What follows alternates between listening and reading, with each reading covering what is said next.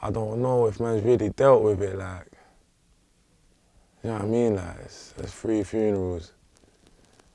You know what I'm saying? Mm-hmm. This is like people that was in my house that I used to, that, you know what I mean, deal with on a day-to-day basis.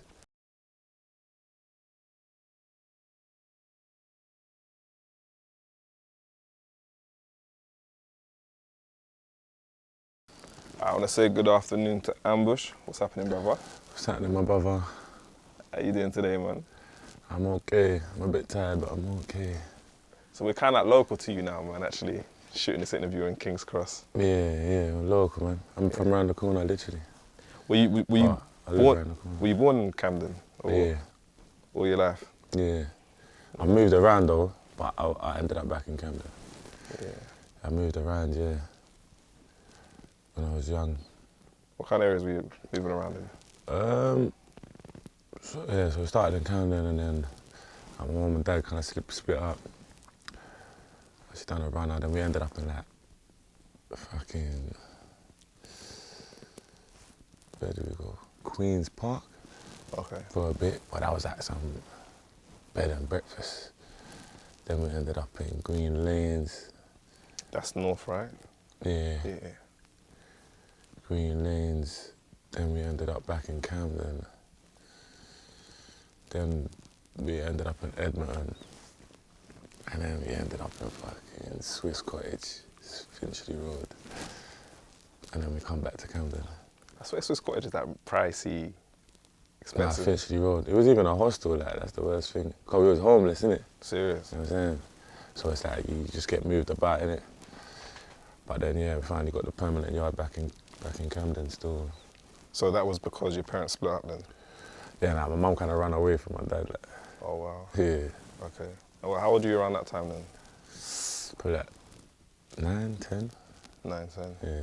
That must have been a bit of a madness, like having to change schools all the time, or... No, I didn't even change schools. That's the word. That's the maddest thing about it. That's the maddest thing about it. That helped me learn London better, though. You know what I'm saying? Because I was always coming to school, like, from wherever we was at.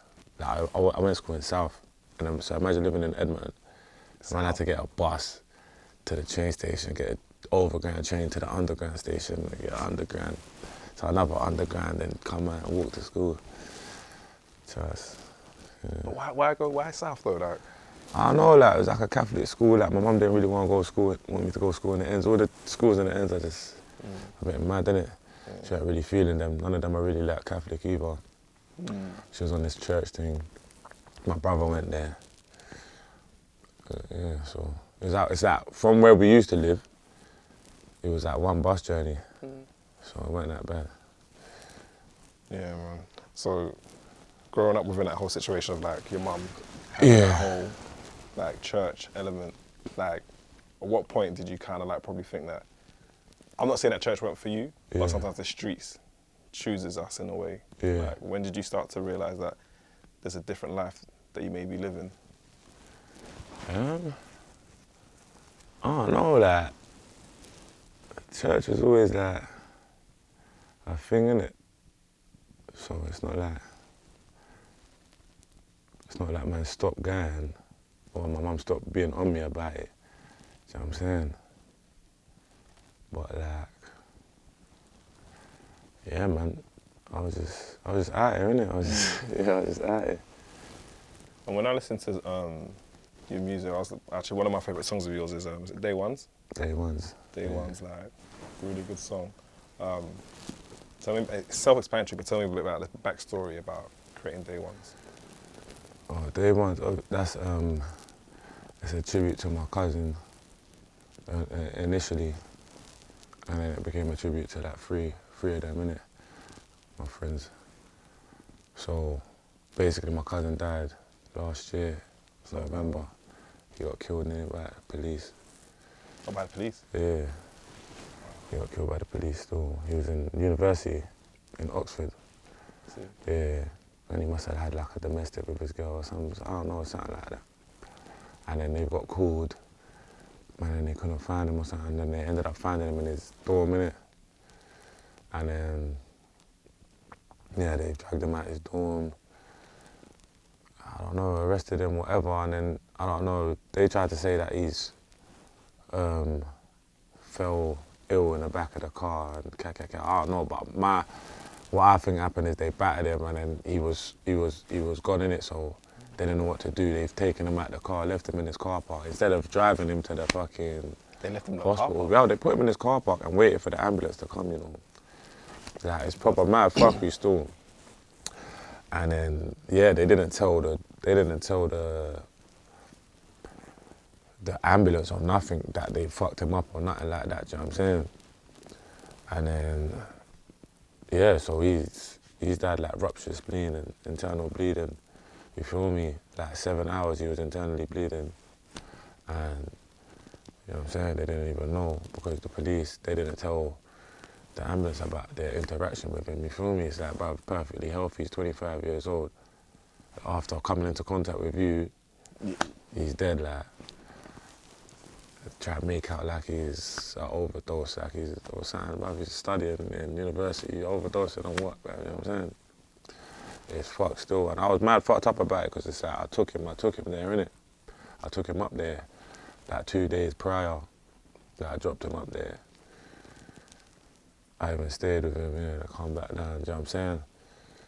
It's mad because he's had so much mad encounters in his life, like, do you know what I'm saying? Like, we used to, Mr. Hard to Kill, like, that was his name, innit? Because he's been through so much shit. And then it's like, he ended up getting killed by police, fam, when you was trying to study, like, it's just, I don't know, it blew my mind still. And then, yeah, so day ones, I just wrote that in tribute to him, you feel me? It's like, I heard the beat, and then it was just that pain, innit? I just had to let it out, you feel me? So, yeah, that's how that came about. Yeah, that's crazy. I didn't even, because when I listened to it, I didn't know, because I could tell it was like someone who's like, they're changing their life around, and then, yeah, that's crazy, man. Yeah, also, like, that's what I'm saying, my brethren as well, like my little brethren Lavish and my other little brethren Dots, they both died like soon after that. Like just some stabbings and that, you know what I'm saying? So I dedicated the tune to all three of them, you know what I'm saying? Because they was all like proper my peoples. When these things happen, like how do you deal with it though? Or do you just learn to live with it? I don't know, man. It's mad. It's mad, like, it's like this year, that's what I'm saying, I've lost 3 people this year. So it's like, that they was all like one after each other as well, do you know what I'm saying? So I don't know if man's really dealt with it, like, you know what I mean? Like, it's 3 funerals. You know what I'm saying? Mm-hmm. This is like people that was in my house, that I used to, do you know what I mean, deal with on a day-to-day basis. You know what I'm saying? Mm-hmm. So it's like, I don't know if I really dealt with it, like, but it's like you just have to keep moving still. You just have to carry on still, man. Do what you can in it and keep it moving. Because like your year this year has been so like, fast-paced, but like all these things I had no idea. That's what I'm saying. People wouldn't even know. Like people was thinking like, oh man, lit, like it's jumpy and like, you feel me? People wouldn't even know like that. The whole start of the year, that's what man was going through. You know what I'm saying? Even with Jumpy, I didn't even want to release it because that's just I wasn't even feeling like that. You know what I'm saying? Oh, was that because of what was happening? Yeah, like so. Imagine I was on tour with Dappy. See, I'm in the video. Yeah. I was on tour with Dappy. And then fucking, and that's when Dots died, innit? First day of tour. Yeah, Dots died the first day of tour, fam. See what I'm saying? So it was like, what the fuck, fam? And then bare mad shit was going on in Camden, you know what I'm saying? And yeah, man was on tour, so that's when I started singing like the day ones. I done day ones. That was like therapy for man. Like the whole tour. That went in the plans, I wasn't gonna do that, but then when Dots died first day of the tour, I said, fuck, you know. You know what I'm saying? So man just dedicated the song to him like the whole tour, you feel me? And then, yeah, fam. Yeah, but that's mad. I'm thinking like when you come off the tour, like everyone would be like, yeah, like. Yeah, no, it's mad still. It's properly mad. It's like Neen's and Dots. Like Dots was like Neen's little brother. Like Neen's introduced me to Dots. You feel me? Like, so the fact that they both died, like, it's super crazy still. But yeah, so yeah, at that time I wasn't even feeling jumpy. I got another tune called Drama, and that was a bit more like where my head was at. You feel me? But it was like I'm saying, man, you have to move forward. And man knew Jumpy was the thing, you feel me? So it was like, fuck it, man's gonna put it out. Yeah, man.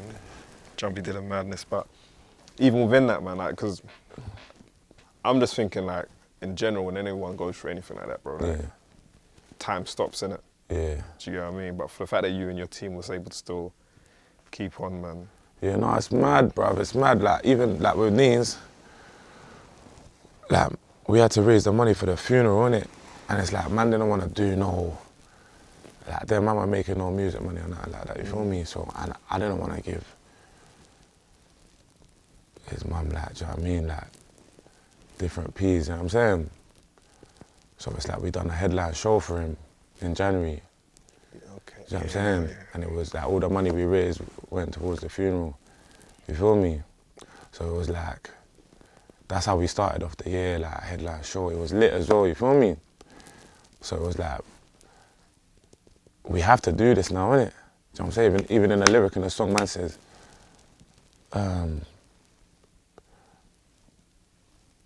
like, you're not gonna see us make it, but I swear we will, innit? You know what I'm saying? That's a promise that means that, like, we're gonna make it, you feel me? Because it's like, what does this all mean if we don't, you feel me? So, yeah, so that's how we started the year. So it's like, that's how we plan to continue, you feel me? Yeah, you're not. It reminds me a bit of what we were saying outside. We were talking about like people like offering deals and that.